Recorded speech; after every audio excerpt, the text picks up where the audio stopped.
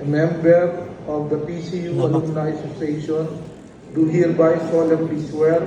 that I shall uphold and abide with the Constitution and bylaws of the PCU Alumni Association, exert my utmost efforts to support its projects and activities, do my best to keep its good name untarnished by any act of mine, and to adhere to all the